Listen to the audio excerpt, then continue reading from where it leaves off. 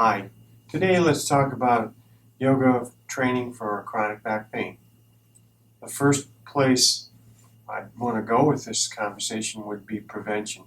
When students come in and they fill out an application, we want to make sure that there's enough information so that you can help them not only in class time, but be able to give them advice as well for their daily life. These days, everyone sits more than they used to. There are a lot of people who have jobs sitting at desks, and not everyone has a fancy Varidesk situation where they can elevate the laptop or uh, desktop to a certain height.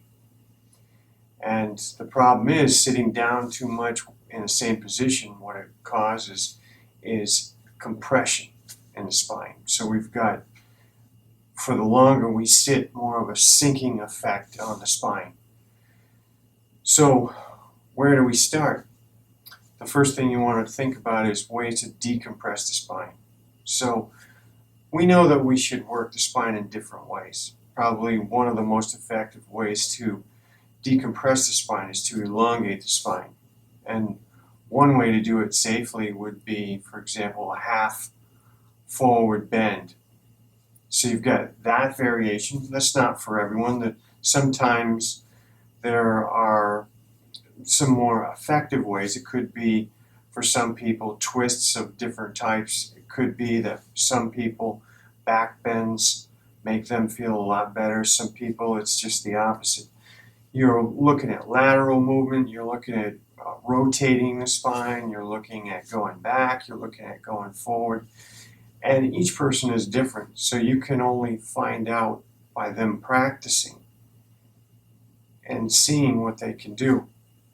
On the other hand, we don't want to push them into where they're having some kind of pain reaction to practice. So it's a discovery for the teacher and it's a discovery for the student. It's good to prepare them for that idea as well and let them know ahead of time that there could be some times where you're in class and you could get flare-ups of pain. I can't promise that someone who has chronic back pain to start with isn't going to have some back pain in my class. If they've got it in other parts of their life, the minute they come through the threshold of the studio does not mean they're going to be cured. It means that we should be able to help them, but it doesn't always work out that way. We may find out that somebody's in such a bad position with their spine that they actually really should spend a lot of time with a specific type of doctor to help them align their spine before they even come to us. So there's a lot of different things as far as discovering where somebody is as far as pain and what's going on for them. The final thing would be the type of instructor needed for chronic back pain. And that is an instructor, firstly, who's compassionate, somebody who's really willing to learn and really is patient. So it's somebody who has to have a number of different types of ingredients in order for them to be a great instructor and also for the student to get the most out of it.